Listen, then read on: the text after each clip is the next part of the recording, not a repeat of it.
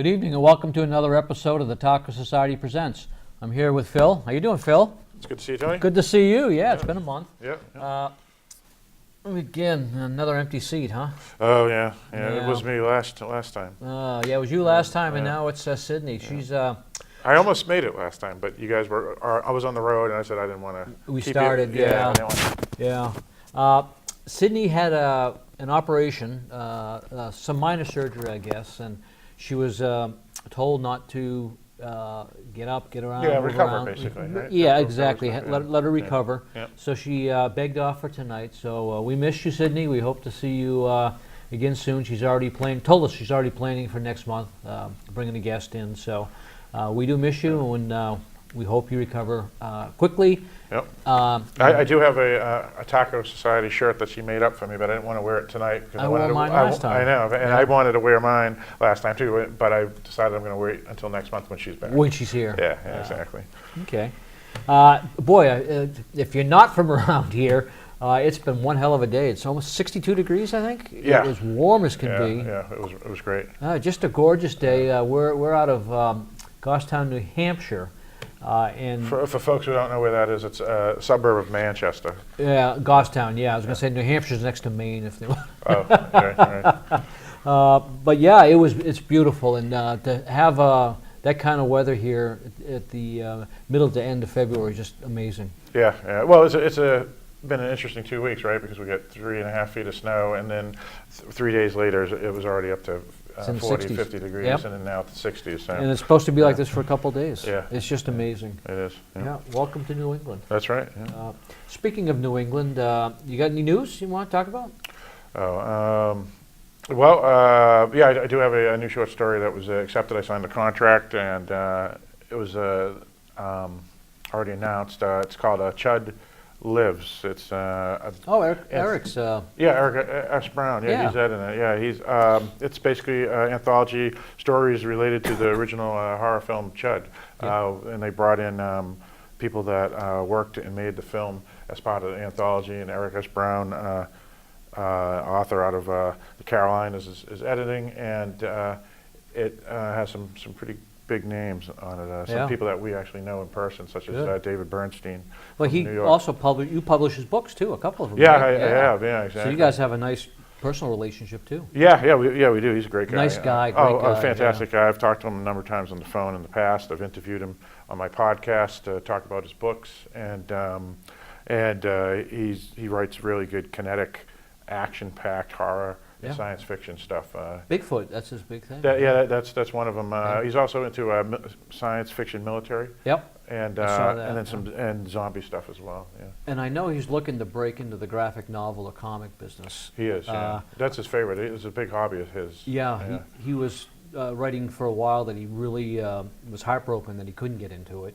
And then I think that tide may have turned for him. He may have something to do with that now. Yeah, he was kind of alluding to that on some posts that I saw on social media. Maybe he'll be getting into it, which would be good for him, because that's I think his dream. Well, we wish you well, and if that's going to happen, best of luck, Eric. Yeah, absolutely. Yeah. It was a fun story to write, so I had fun writing it. Good. Yeah, I sold another story also, short story, a crime-related story. I saw that. Noir, that's going to come out in July sometime. I don't have a contract yet. I just got the acceptance. Okay. So we got to wait and see what happens contract-wise, but that's hopefully right around the corner. And we were talking about Invocations a few minutes ago. Your company, your publishing company, coming out with a book of short stories relating to spells and witches and that kind of thing. And you're saying that's delayed now until the summer? Yeah, summertime. We have a big story that was going to take some time to edit, not because it's bad, but simply because it's a lot of words. It's like 12,000 words. So we're having that and working on that. So good. Novellas are great. I enjoy reading them. It's the perfect length, really. Oh yeah. When you're talking about horror fiction. Yeah. So speaking of Eric Brown, right? That's why I brought it up. To do, as a matter of fact. Yeah. Good. Yeah. So. I'll just there's a couple of things that I went to that I just wanted to mention. I went to Christopher Golden's signing at Kamikaze, which was in I believe it's Cambridge, Mass. Mm-hmm. Great place, unbelievable store. It's beautiful. I picked up Baltimore, the novel by Chris and Mike Magnolia. I think it's a collaboration. Oh yeah. And I also picked up the 2 first graphic novels. I've started the novel. It's fantastic. It's gorgeous. It's great. It's dark as you can imagine. Oh wow. And Michael Burke owns Kamikaze, and he was very accommodating and just a lot of fun to be with. I had a good group of people there. Nice. That same night, we had the New England Horror Writers Christmas Party. Yeah, I couldn't make it. Couldn't make it, unfortunately. yeah. One of our guests went right now, right? Yeah, Tom Deady was there. Actually, I think 2 of them, both of them went. Yeah, both of them there. Yeah, Remy yeah, was there. That was yeah. the first time I met Remy. Oh, really? Yes. No, that's not true. You met him at the Tewksbury Library. I guess I didn't talk to him then. Oh, okay. If I did, it was but he was very right brief. next to you. Yeah, it was his very. table was right Yeah. next to you. Yeah. I still don't remember him. Isn't that funny, Yeah, huh? That is interesting. Yeah. But we did talk a lot at the dinner. Right, because by at that point he was already invited as a guest. Yes. Yeah. yes. So it was common thread to talk about. Yeah, and the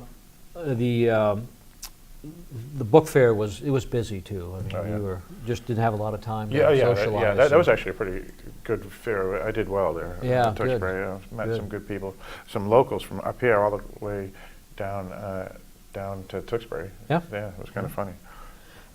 Last night I was on something called Sci-Fi Saturday Night. It's a podcast by The Dome. That was fun. If you want to look up that interview, it's Sci-Fi Saturday Night. And I guess really that's about it. I just wanted to say one new release, and that's The Stay Awake Men by Matthew Bartlett's coming out. And if you enjoy weird fiction, take a look at The Stay Awake Men by Matthew Bartlett. All right. Yeah. And while you were doing your show last night, I went to a movie screening for Yes. a film called Dangerous People. Cambridge screenwriter, and director named Garo Nigoesian. And yeah, he introduced the film. It was in Somerville at Davis Square, the Somerville Theater, and we got to talk to him for an hour after. There was only about 3 or 4 of us about filmmaking and so forth, and I was able to get to see the film, which will be coming out to the general public through VOD and then disc in about 2 months, he said, approximately. There's no specific date. It's a horror movie? Actually, I would call it a psychological thriller. Ah, okay. Yeah, and so, but it has a lot of horror elements, but it is some black humor as well, or dark humor, I guess is what you call it. Well, in 2 months, bring it up again so we can remind our audience. To Yeah, well, for anybody who's interested, the biggest actress in the film would be Angelina Lee. She's prominent on Facebook. So, Is she? Okay. Yeah. Okay. Well, we're going to cut right now because I think we've probably taken up way more than the time we told our director we would. And we'll be back in a minute.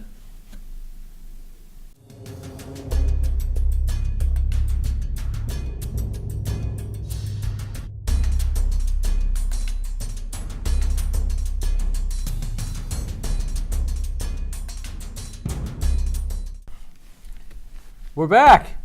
And look who's here, Tom Deady. Welcome ya? back to the Taco Society Presents. Thanks for having good me. to see you again. Yeah, Good to great see to see you. You as Jeez, well. Yeah. Got a new book out we're going to talk about. Right here. You and I have been running into each other a lot We're, lately. Yeah. we're hanging out a lot. That sounds great. Good. It's a lot of fun. Why don't you go ahead with the bio? Yeah, all right. I got Tom's bio here, and here we go. Tom was born and raised in Malden, Massachusetts, not far from the historic and spooky town of Salem, Massachusetts. He has endured a career as an IT professional, but his dream has always been to be a writer. A passionate Red Sox fan, Tom and a friend created Surviving Grady, a book, at the start of the 2004 season. 10 years and 3 World Series championships later, he still blogs about the Red Sox. Yeah. That's right. I had to add Massachusetts after Salem because up here we have Salem, New Hampshire. Yeah, which is almost as famous as Salem, Massachusetts, right? Oh. A little different. It's, Yeah. It's more of a suburb. Yeah. It is. Before we jump into the new book, Eternal Darkness, I just want to touch on Haven for a moment. Sure. Is that all right? Absolutely. First, congratulations. You sold out of the I did. hardcover. How many copies is that? 600. 6. Fantastic. Was it that many? It was exciting. Oh, yeah, wow, that's I'm great. stunned. That is so great. And the blurb you got was also fantastic. Yes. Blurb. Explain. What's this blurb? So the blurb came from Stuart Ornan, Isn't that amazing? which actually goes back to the whole Surviving Grady thing, because Onan wrote Faithful with Stephen King, and at the time, our blog was doing really well, and Onan's marketing people reached out to me to interview him for Faithful and post it on our blog.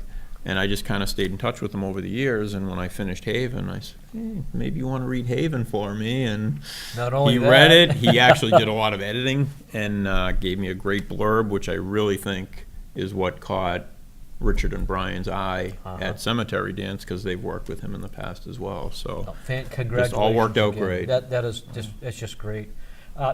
Just for our viewers that aren't quite familiar with Haven, just a little bit of a synopsis, so if they want to look at the book, they can.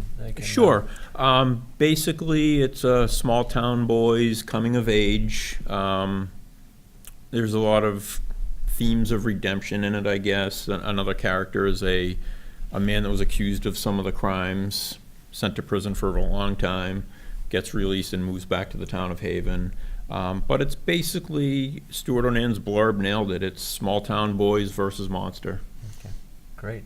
I haven't read it yet. I got it. In fact, I got a copy You last did? week. Yeah, so I had to finish Eternal Darkness first for this show. Did you get a special edition? Yeah, I You did. did? Yeah, I did. I have friends in high places. That's right. Right. Phil, you've got a question. Yeah. Now, the reason you're here is specifically to talk about a new book, and that's called Eternal Darkness. Yep. Why don't you give us a synopsis of the book and also things like the publisher and how you Sure. got it sold, maybe, too. Sure. So Eternal Darkness, in a lot of respects, is a little bit similar to Haven, where it's set in the 1970s and it's got the small town boys coming of age thing. But it's basically part homage to Salem's Lot and a little bit to Amityville Horror. So it's about a family moves into to an old house with a history. Turns out the family happens to have a vampire for a father, and horror ensues from there. It's published by Bloodshot Books, Peter Kale. He had an open call about a year ago.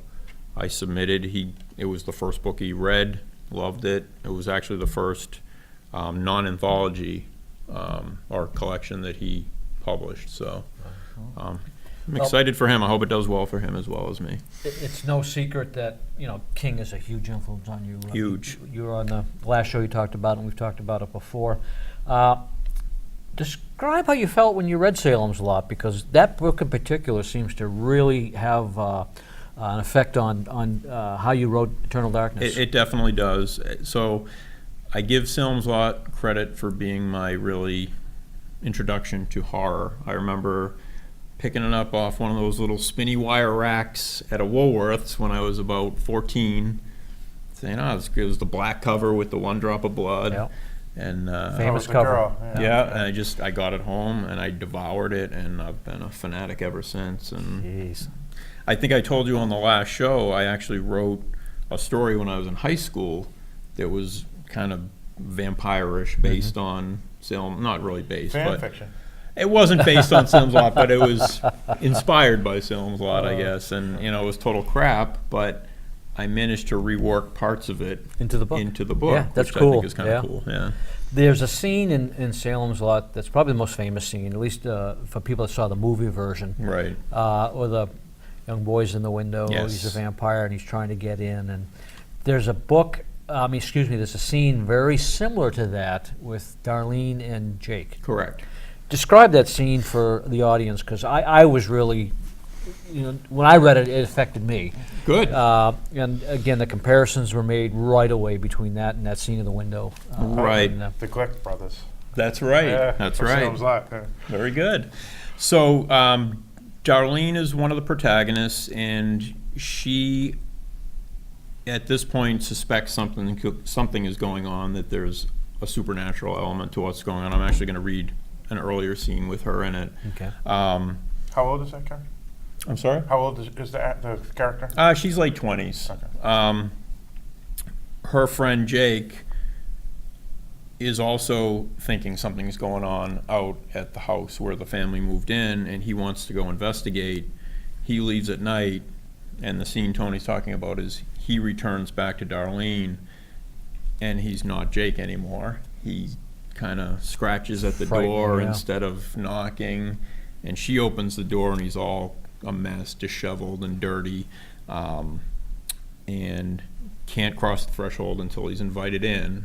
So he's kind of standing there, and finally she, out of frustration, says, "Will you come in here and tell me what happened?" And I don't want to give away the whole No, scene, but but it's I so think it's a reminiscent. It good was- confrontational scene. It was a great homage to that window scene. Right. It was just so so true to that scene. I was just stunned. It was great. Good job. Thank you. You've got another question. Yeah, I do. Two of your characters, Ben and Eve, have a special gift, which I also took as a tip of the hat to the King's Shining. Obviously, like you said, a big King Sure. fan. Can you describe their gift and how it figures into the plot? Sure. So I did a lot of research on the myths and lores around vampires, and I think you mentioned earlier, I pick and chose, I think, the most believable parts, if there are believable parts of being a vampire. And one thing I tried to do was kind of offset that. If there was such a thing as a vampire, nature would have a way to balance that off. Okay. So otherwise, vampires would take Be over everywhere, the world. yeah. So that's the gift they have, is to be able to sense and kind of hunt the vampires. That's the gift they have. A vampire So, Shining. kind of, Yeah. yes. Was that a deliberate nod to The Shining? Or? It wasn't, but It I'll wasn't, take yeah? credit for, yes, it was. It wasn't, but no, it was just my way to have a balance of kind of good and evil. Oh. So there would be these type of folk out in the world, just Correct. as vampires. And it's are. like the part of your brain you don't even know you have until you need it. Right. Well, it's funny because we talked about unintentional comparisons. When I saw the name of the mansion was called the Brewster Place, I immediately went to Fright Night. Right. Actually, I screwed that up, but I immediately went to Fright Night. and Oh, the said- movie, Fright Yeah, Night. and one of the characters' name is Brewster in Fright Night, and I That's thought right. this is the perfect homage. It was great, and I asked him about it, and he goes, "No." he Another says, thing I wish I did intentionally that I didn't. He says, "No, I didn't do that on purpose." He says, "But I wish I did." Right. But you did say there were some other names that were tip of the hat to other characters. So there's a character, Ben, who Salem's Lot, Ben Mears. Yep. The other one wasn't so much a tip of the hat, but I named the little sister Eve for the biblical reference, as if she's the first of the new vampire hunters, if you will. Okay. We got time for one more Sure. question before we go. I want to make sure I get. I'm going to go with this one because I want to hear your answer to it. Your antagonist, Alex. Yes. He's not your typical vampire. He's not completely evil. He does have a compassionate side to him. We don't see that in many vampire novels. You don't see good vampires. But he can be ruthless and Yes. brutal when it serves his purpose. Was it difficult to write this character, to try to balance out that good and evil? It was. Originally, I really wanted him to be just pure evil, but it just didn't work out that way, and it was hard to write until I figured out the piece of him trying to cure his affliction, if you will, and that made it a lot easier, where he could see himself for what he was, and want something better for his son. The juxtaposition is incredible sometimes when he meets I forget the girl's name in the Yes. bar. Yep. And you think, holy cow, this guy's got a heart. He wants to fall in love. And then, the next minute he's out in Boston sucking the life out of these young people. And I'm glad you pointed that out. That was I really wanted that he's not totally evil, but he can't be good either. Yeah. And I'm glad it worked. Well, I can tell you, I did read Eternal Darkness. I loved it. It's a great book. Thank you. And I got Haven up next, so Good. hopefully you'll continue to keep writing more and more. You got a novella you said that may be coming out soon? I do. I can't talk too much about it, but hopefully it'll be out this fall. As soon Fantastic. as I can announce Good. it, I will. Well, why don't you read for us? You got Sure thing. You got something here prepared? I do. Good. It's another scene with Darlene where she kind of, I'll prep it a little bit. So Darlene's friend has been bitten, and she's in the process of turning. She's at her house, Heather. The house catches fire, and Darlene gets there to try and save her. So Now, I must say that Sure. this is page 81, so the vampires literally start hitting pretty quick in the novel. Fairly quick. I mean, it's really more hinted at this part, but I guess it's pretty clear to people that At know that the part, vampire. It is actually, you're right. So yeah, they do. Yeah, that's a fair. I see what you're Okay, saying. so Darlene had just broken into the house to save Heather. Heather, wake up, the house is on fire. Heather smiled, and Darlene actually felt cold in spite of the approaching flames. Heather's mouth and chin were caked with what looked like dried blood. Darlene grabbed Heather's hand to try and pull her off the couch and felt stickiness there too. She tried not to think about it as she continued to pull, finally rolling Heather off the couch onto the floor. The fall seemed to jog her a little more awake. Smoke was beginning to fill the living room, even down near the floor. Darlene was trying to pull Heather towards the window, but she was still dead weight. Heather! She fell into a coughing fit. Her eyes closed as her body convulsed. She opened her eyes, and this time it wasn't the smoke that caused her breath to catch. Heather was staring at her with a look that Darlene knew she would never forget. Her teeth were showing, but it wasn't a smile. It was a leer. But the eyes were what would haunt Darlene. They were red, not red-rimmed, not bloodshot. They were glowing red. Darlene tried to crawl backwards, but Heather grabbed her wrist. Her grip was strong, too strong, and cold. Darlene gasped and threw herself into another coughing fit. The fear she had experienced running into a burning house felt like kid stuff. The fear she felt now, the terror, it was something ancient, profound. Heather lunged. Darlene threw her one free hand up in defense when she saw Heather's bared teeth coming at her. She caught Heather by the hair and held on for life. Heather released Darlene's other wrist and batted the hand off her hair like some annoying mosquito. Before Darlene could react, Heather was straddling her, pinning her shoulders and arms to the floor. The flames continued their march. The living room was an inferno, the heat becoming unbearable. Darlene looked up in utter confusion and panic as her bladder let go. Heather loomed over her, silhouetted in flames, a look of insane glee and wanting on her face.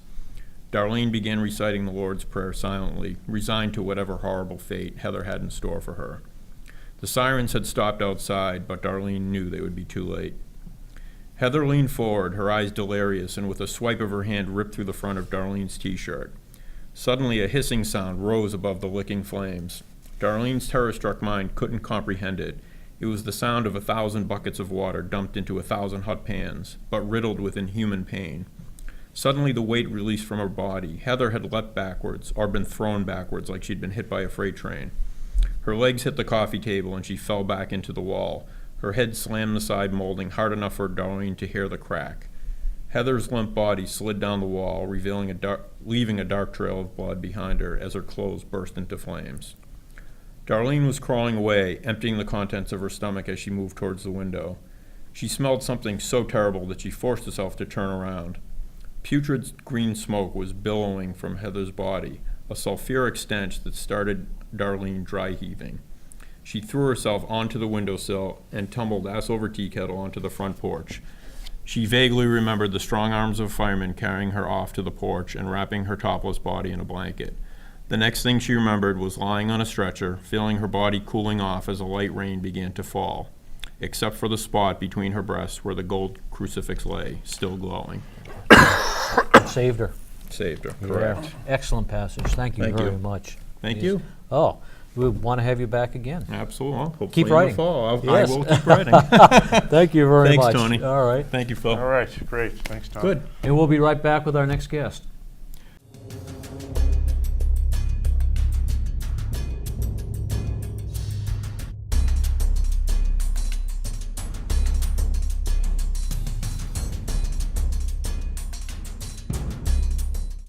Welcome back. This is the Taco Society, and we're with our second guest. And why don't you introduce yourself first? I'm Remy Flagg. And sometimes some people call you Remy. Yeah, it was in college. People started calling me Remy for Gambit from the X-Men, and it just ever since then stuck. It stuck. So that's what writers seem to know me as because of Facebook. Yep, that's true. And welcome, first time appearance on the Taco Society. And we should probably get right into some questions because I'm sure folks want to hear some of your reading as well. So, Tony, why don't you give a bio of I'd be happy to. Mr. Flagg? Jeremy, or Remy, Flagg is the author of Children of Nostradamus, dystopian science fiction series, and Suburban Zombie High, which is a young adult humor / horror series. Taking his love of pop culture and comic books, he focuses on fast-paced, action-packed novels with complex characters and contemporary themes. Welcome to the show. Thanks for having me. All right. And you're originally from Massachusetts, and you live there now? No, I'm actually originally from northern Maine, and I went to Massachusetts for college and just Stayed there. never left. All right, so a true New Englander, all the same. Well, the first question I got is number one, and that is, Mr. Flagg, before I ask specific questions on some of your work, some say mixing speculative fiction genres has created new subgenres such as dark fantasy and so forth. Please explain your mixing of subgenres of horror, science fiction, and fantasy together, as Tony mentioned in your bio. So I think what's been happening is as more work is being produced, people are finding niche categories, and I think that these niches are blowing up very, very quickly into entire categories on their own. I was trying to think of an example, and urban fantasy once upon a time didn't exist. It was fantasy, and now we have fantasy with a modern twist, and slowly I think that became its own category. And just like in writing, superheroes didn't exist, and now thankfully we have our own superhero category under sci-fi. Did the writing come first, or did the TVs and movies come first? Oh, with superheroes, I'm not entirely sure. I think I can think of a handful of people who their writing predates the boom of the silver screen, but I think maybe the movies helped kind of propel it forward. Yeah. I think with some of the categories, urban fantasy, for example, it was just people were really wanting to modernize a fantasy category, and if you had epic fantasy, and then everything else was this slush pile that you couldn't really sort through, and so I think that's where people started breaking it down more. Yeah, I've heard things like grimdark, all these new categories that have come out that are great. I mean, if you're a specific type of reader, having a category just for what you like, it makes it so much easier when you're picking books up. I just heard the category lit RPG, which is I had to Google that. I didn't know what it was. And it's RPG game, a novel based on an RPG game, like a massive online multiplayer game, but it's the reader knows that there is a character ported into this fantastical world. And it's almost kind of taking like D&D tabletop and novelizing that story. So I think the more the writing shows up, I think the more we're going to see a breakdown of categories. And to me, that's not a bad thing. You've written about zombies and monsters and stuff. What is it about monsters that you really like writing? What turns you on when it comes to monsters? So the reason I love zombies, and this might give a little more about my personality than I should say, but vampires have a soul. Like they can be redeemed, they can be saved. Werewolves, you want to root for them because they're the underdog. Zombies aren't a character; they're a biological force. No one other than very rare, like zombie boyfriend, I'm not going to think of it, or iZombie, for instance.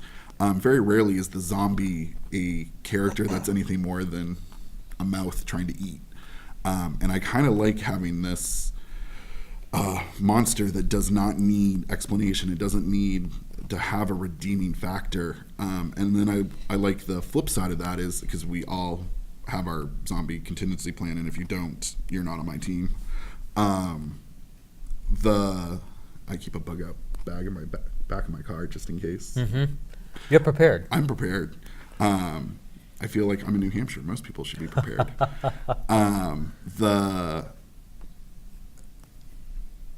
It's one against the masses, and I like that underdog survival story.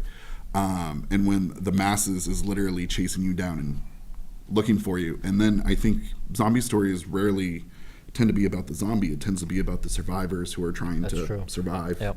And I really like the whole man versus man conflict that arises because of this outside component who you don't have to spend a lot of backstory explaining. We just kind of accept it now. It's what it is. Now, you wrote an epic tale that goes multiple books, and that's called The Children of Nostradamus. But before we get into what that's all about, the word Nostradamus is pretty big word to put in the title. Why don't you explain to folks who are watching what that's all about, Nostradamus? So Nostradamus is very strategically on the cover of the book because that was my stop and go, ooh, what's this? There's a mythos that comes with it. The actual man lived, and he made prophetic announcements that certain things were going to happen. A plague was going to happen, that a rise to power was going to happen. And in 2012, it gets kind of jumbled in with the end of the Mayan calendar.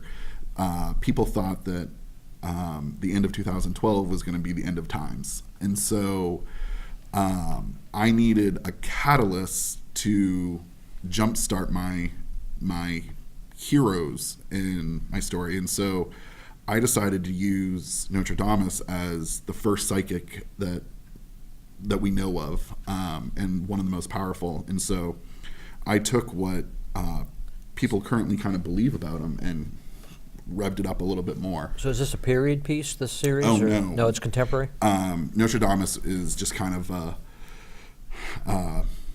referred off in the back. And Gotcha. Okay. in 2012, the Nostradamus effect happens, and then slowly people were like, oh, the world didn't come to an end, and what they didn't realize is the world didn't come to an end, the world just changed significantly. And that's where the people start getting their abilities. But I needed someone to relay that backstory. Now you mentioned people. So yeah, let's actually talk about a little bit about the story or the books. You said people with powers, and you also mentioned psychics, and that the world somehow changed. Why don't you explain all that? Like, what's the whole premise of these books? So in X-Men, they have the X gene that happens at puberty. In my book, after 2012, people just start getting abilities. They're random. They're generally associated a little more scientifically. I read a great book, The Physics of Superheroes, and I realized that most superhero, their physics just simply don't work. And so a lot of not all of them, but some of my heroes, I can explain some of the science behind them. Boy, that is so true. You think of Superman, there's no way that could happen. Well, and originally Superman didn't fly until the original cartoon series. He truly, Oh, really? He leapt over tall buildings, so I didn't he had know that. simulated flight. And then later, it just would have looked foolish making him jump and leaping everywhere. So they were. And how can he breathe in space? I mean, there's so many physical limitations that just don't make sense. And that's where I think a lot of comic books leave behind sci-fi and move into fantasy, because we can explain certain things, but others we develop a Superman complex where we can no longer explain it. So I tried really hard to make the people who get these powers a little bit based in science, and I needed a reason for them to happen, and this 2012 event is where they start showing up. Stan Lee made a great statement that you can't have every person be bit by a radioactive spider, and that's where he started developing other races or the X gene just to give people powers when he needed them. A reason. You got time for one more question? Oh, okay. Yeah, Tony, why don't you ask about the witches? Okay. Fine. Yeah. You're in the Wicked Witches anthology. You've got a story in there. Why don't you tell us a little bit about the story? So I belong to the New England Horror Writers, and I don't really write horror without some like humor component to it. And I just by chance saw that one of the editors made a comment saying, "I dare you to write a cyberpunk story," and I was like. So I asked the person, I was like, are you going to write one? And he said, no, that's not my genre. And I was like, I can do cyberpunk. And so my story is horror-esque, but it has a really strong sci-fi component. My witches are actually hackers that can see the code of the universe and alter code in life. And that was my nifty way of accessing magic without making spells or whatnot. And so their coven meetings all take place in a virtual reality. You said 21st century witches. Yeah, basically. Because let's be honest, that would just be kind of how it goes. And so there's humor, there's snark, there's and then there's a horror component because one of the witches is in another location altogether and being attacked by demons. Oh, jeez. Don't give up too much, though. Yeah. So, and I'll leave it there. We're right up against the wall on time here. So yeah, let's read something. What do you got? Okay, so in my book, one of the big sci-fi components is people are slowly getting. So this is one of the Children of Nostradamus books. In the first book, people are getting physical alterations like cybernetic enhancements, and I really like this idea of chopping off part of your humanity for something more. Oh, jeez. So, Jasmine rested her hand on the glass, staring into the operating room. Her teammate's body writhed in agony as she screamed out.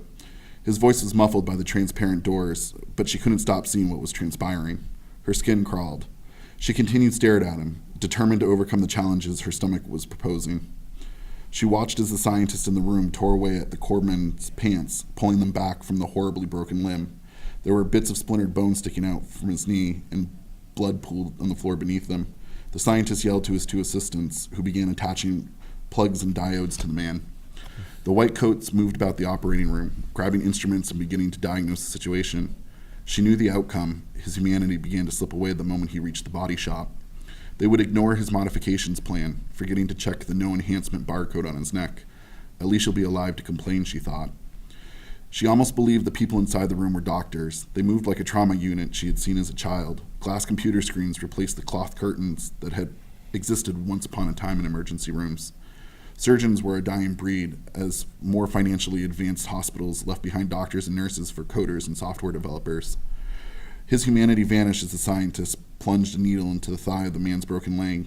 As the plunger pushed down, he began to scream. His spine bowing, threatened to hurl himself against the table. The nanites, many programmers, scoured his veins, beginning to rob him of his soul. One of the assistants held out a clear plastic panel high enough that all could see. The panel snapped to life and an image appeared. Clearer and clearer, Jasmine could see the musculature and circulatory system of her comrade. With only a few taps on the screen, the blood flow came to an end. The man in the white jacket held a small tool in the man's leg, and the laser began to cut away at the soldier's flesh. Jasmine stared at the scene, trying not to blink. Her eyes watered at the smell of burning flesh. His body was being consumed by machines of godless men. As the assistant handed the doctor a metal leg, she knew he would begin the slippery slope to becoming a machine. At first, he would comment on how amazing it was to walk again. He would be impressed with the hydraulics and how much sturdier it was than his other leg. Then he would replace the weaker leg. He would be persuaded to give up his soft baby blue eyes for synthetic eye-shaped cameras. He would opt for cognitive process enhancers that would allow him to react faster in the field, saying, "It'll keep me alive." Jasmine turned away from the door. She tried to justify wrapping her arms around herself and hugged tightly. She tried to convince herself that she was trying to settle her stomach. She willed herself not to cry. Her teammate would survive, but she mourned him giving away the one thing she craved. She took a steadying breath and leaned her head back against the sheet metal coating the walls as she slid down to the ground. She let her hand rest on the base of her skull where the small scar revealed a violation on her body. On the other side of her skin, a piece of technology kept her subjected to the authority of her owners. Her epidermis tightened, absorbing the properties of the metal against her back, and she welcomed the pain rushing through her body.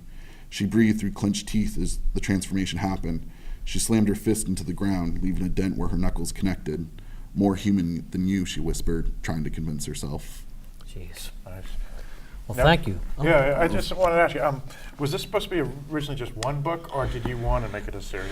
Did you have Tom come in here while you're answering? Yeah, Tom. I originally, just to sell it to a publisher, I said one book with serious potential, but there had always been a 4-book arc ready to happen, and my publisher is ready to take a chance on it, and so it looks like all 4 books are going to happen, and a prequel book will be coming out in about Good 2 for you. months. Good for you. Congratulations. Yeah. Yeah, the last guy in the room pays drinks tonight, pays for all the got it. drinks. Let's So go. we that's why we asked you in. That's the way it should happen. Thank you very much, Remy. Thank you. Great show. Jeremy, Tom, appreciate great you show, having me. yes. Appreciate Hey, it. Thomas. All right. So instead of our usual wrap-up, we've got everybody here to say goodbye and good night, and thanks for watching. So thanks for watching. Thanks for having us. Thank you. Yep.